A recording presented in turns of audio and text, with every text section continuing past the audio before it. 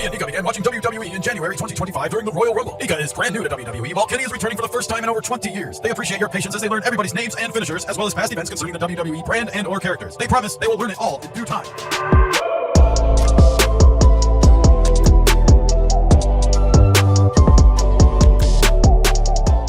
Well, the wrestling catch-up march is on here after the big 4th of July weekend, and we are now turning our attentions to Raw is War. It was on Netflix last night, and it was an okay show again. I feel like WWE is struggling a little bit to be consistent with interesting writing on a week-to-week basis, especially since the Saudi Arabia event and getting back from that. It's like they've just kind of planned a couple weeks of filler to get to the Saturday night main event and to the Evolution show.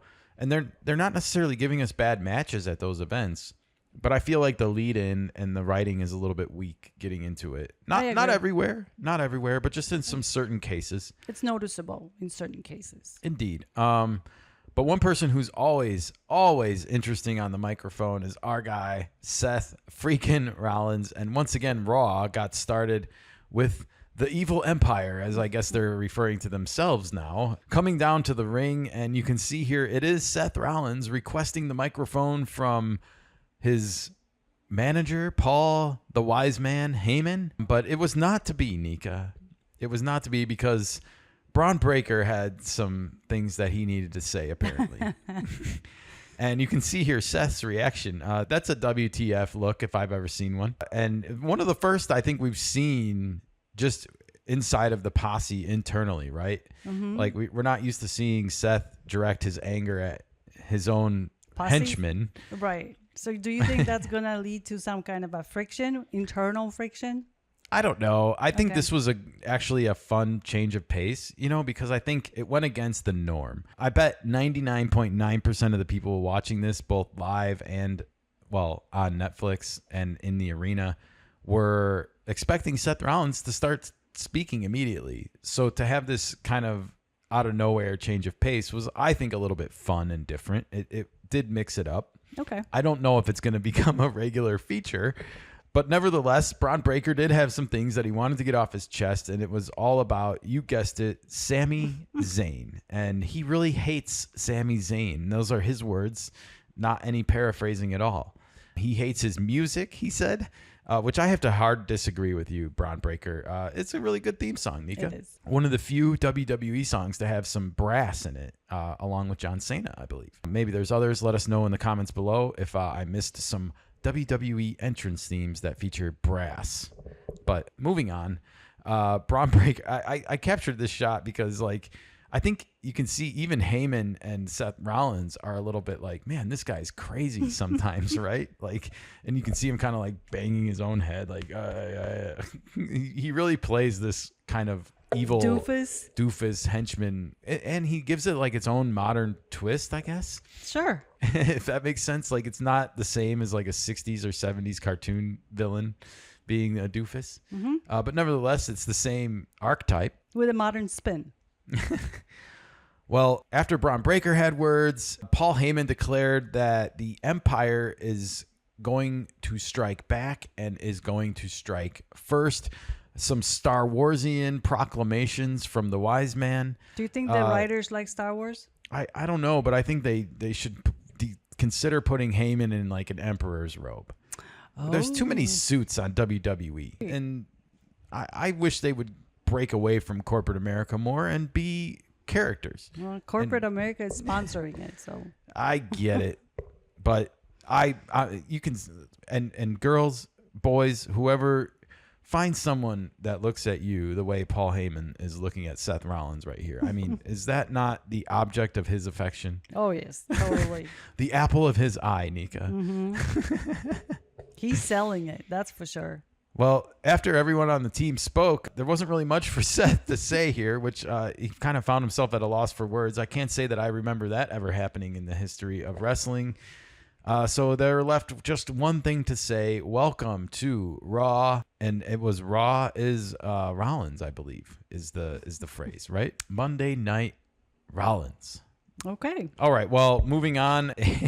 This was not a memorial for Liv Morgan, everybody. So I want to, if you're just tuning in and you didn't see the episode and you're wondering what the heck happened, this was part of a bit. Liv Morgan was being memorialized by the Judgment Day, and it was, I believe, Roxanne Perez, the one who set this up.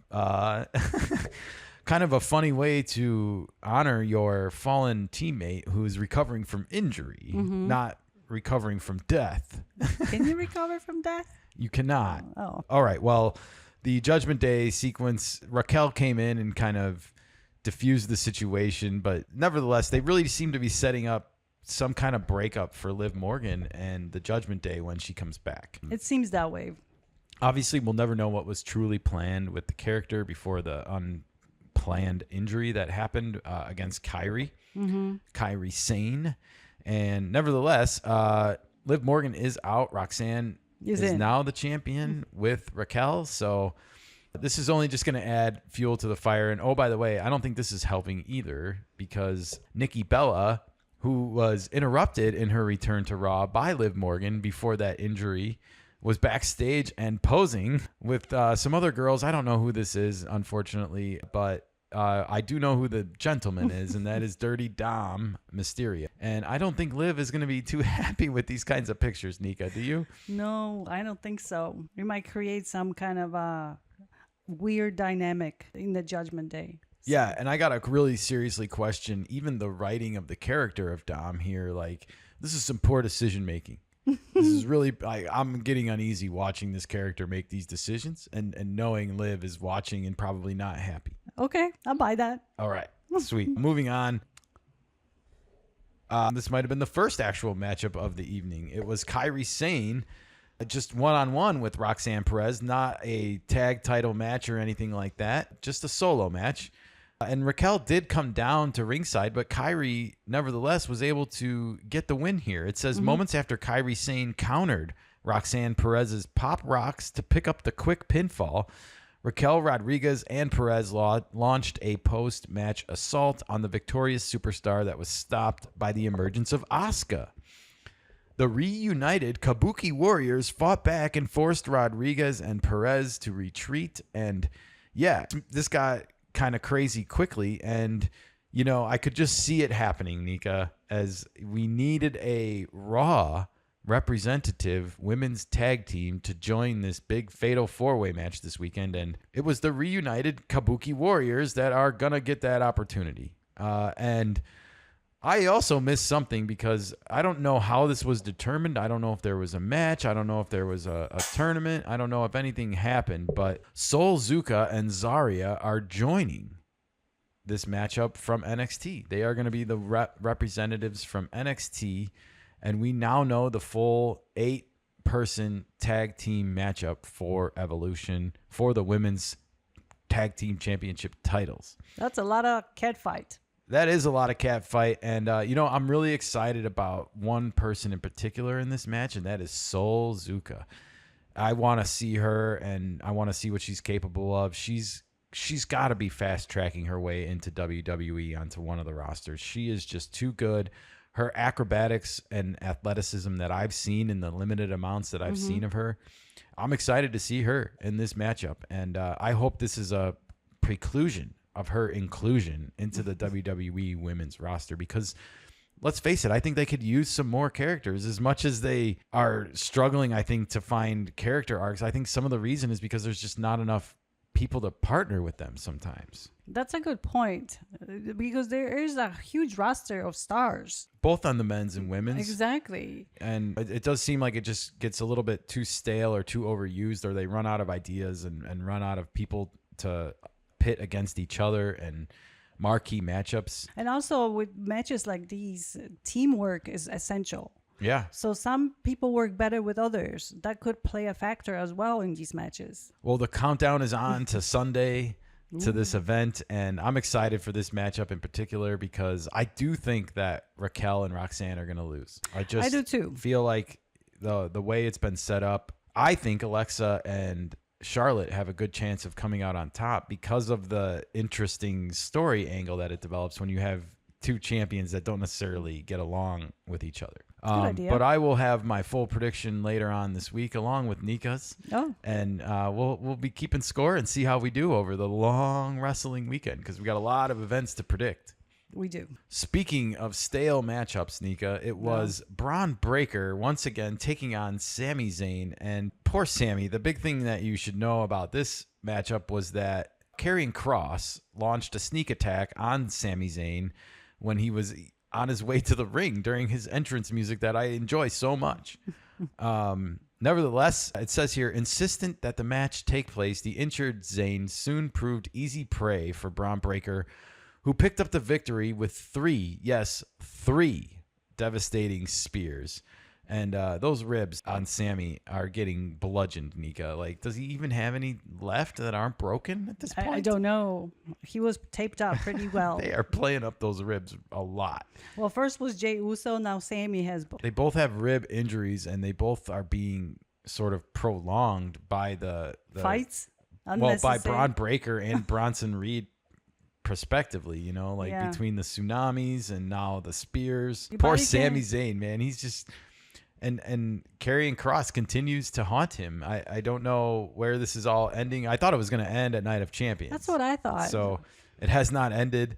Karrion Kross and Scarlett more popular than ever, it appears. So we'll see where this keeps going. I can't say I know for sure now. But we got to turn our attentions back to some women and some cat fight. And it is going to be a big three-way championship match for the women's Intercontinental title on Sunday at Evolution.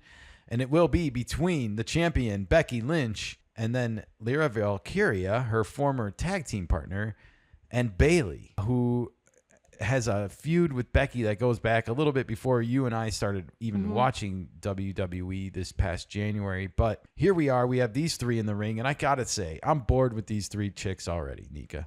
I'm sorry to say this. I'm sorry if it hurts their feelings. But I cannot wait for this to end. I don't understand the storyline. I really don't. There's the written story. It doesn't jive. It's one wants the belt, the other one wants the belt. We just fight it all amongst each other. Yeah, it's just gone on. Missing. It's becoming stagnant. Like, if you remember back before this goes back, Becky and Lyra. They had two championship matches. One was at Money in the Bank and one was at Backlash. Lyra defended successfully at the Backlash, and then Becky won at Money in the Bank, and I really hoped that would have been the end of it there. That's what we thought. We even speculated this should be the end. Because their mics were already getting stale at that point a little bit, between the preclusion to the Backlash matchup and then the preclusion to the Money in the Bank matchup. It was just enough of these two. And then Becky had that press conference. Yeah, and she was like, who is she going to fight at Evolution? Right. And it's like... They didn't figure out anything new, so they brought Bayley back and then got her involved in this three-way matchup with Lyra. We saw the preclusion to this also last week when Bayley and Lyra pinned each other in their matchup for who was going to get to take on Becky. So I guess somewhere in between it was decided that all three of them were going to get to take on, or both of them were going to get a shot at Becky. Becky cried foul about this last night. She's like, these two chicks are going to team up on me and take me out.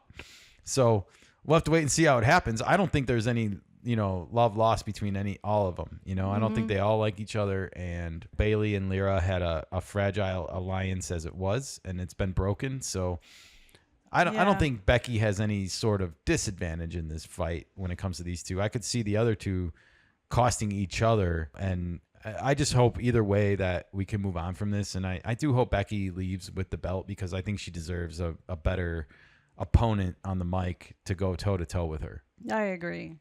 That's my thoughts. Maybe somebody will step in as well as a fourth woman that will team up with Becky. I don't know. The man rolls alone. I guess so. That's true.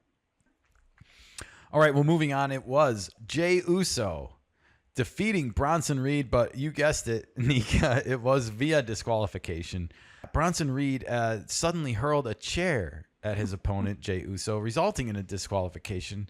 The bell did not stop the action, however, as Reed unleashed a brutal post-match attack on Uso and treated his adversary to back-to-back tsunamis, once again playing up the ribs angle here, Nika. How much can these men take? That's a lot of weight coming on your ribs, you know. Either way, I feel like they were setting it up for Jey Uso to be injured after he lost to Gunther. And yet he keeps coming back and just taking more punishment, it seems like, as a result. Well, man's got to feed his family. He's got I to work. Yes, but I wish they would get him involved in some kind of worthy storyline, because he's too good of a star to be, in my opinion, sort of just being in this never-ending kind of feud with these two. They're not, Bronson Reed and Bron Breakker are not the main attractions. I know. They need somebody else. They do. Speaking of main attractions, though, this guy is back in the ring, and it was El Grande Americano, one of our favorites here, Nika. And boy, wow, he's been hitting the gym, hasn't he? No kidding. He looks amazing. Wow. And also, he got taller. He did. He's been drinking that water. From Lord of the Rings? Yeah. Makes sense. Some good stuff. The Ent water, as they call it. And it was El Grande getting the victory here over Dragon Lee, two masked men here.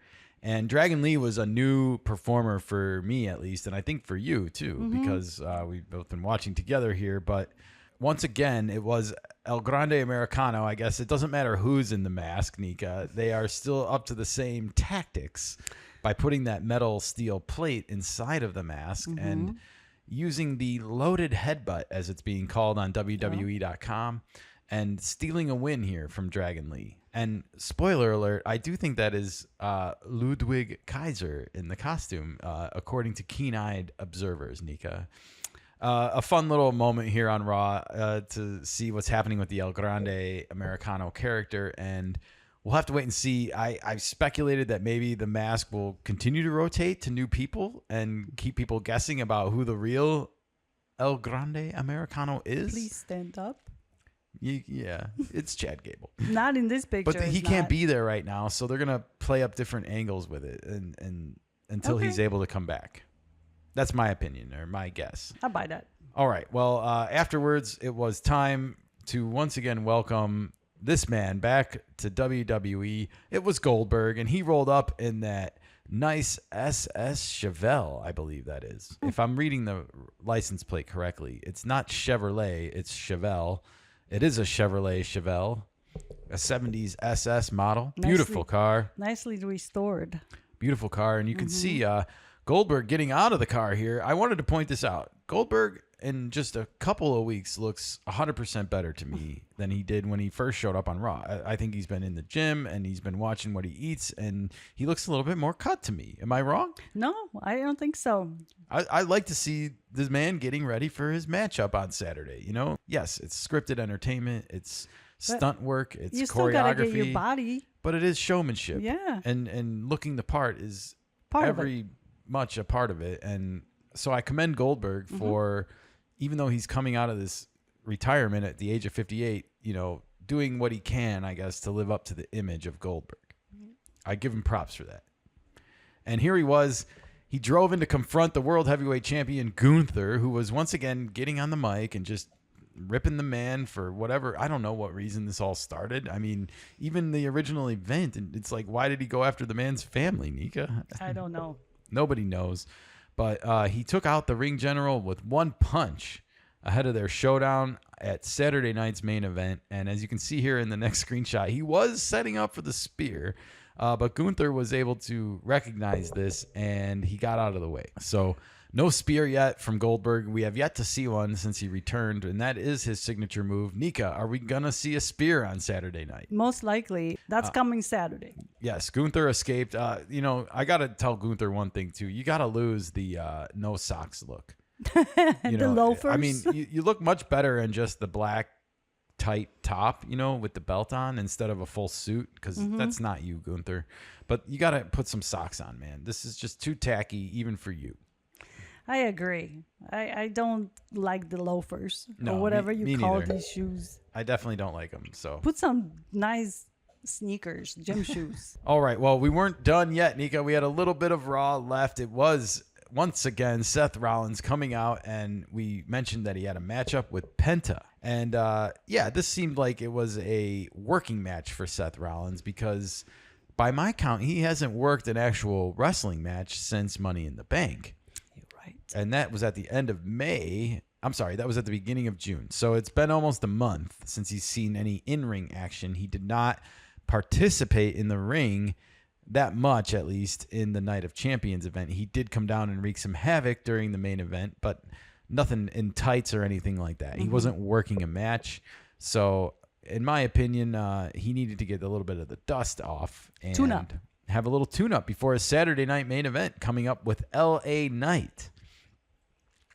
And it was LA Knight showing up. Seth Rollins did get a clean win, though, here. I want to say, well, it depends on who you ask. He did not have any outside interference, but he did land a low blow on Penta, a groin shot, if you will, at an angle that the official couldn't see, according to WWE.com. Maybe Penta has big cojones. That's why they couldn't see it. I guess. It was quickly followed, however, with a stomp and a Seth Rollins victory.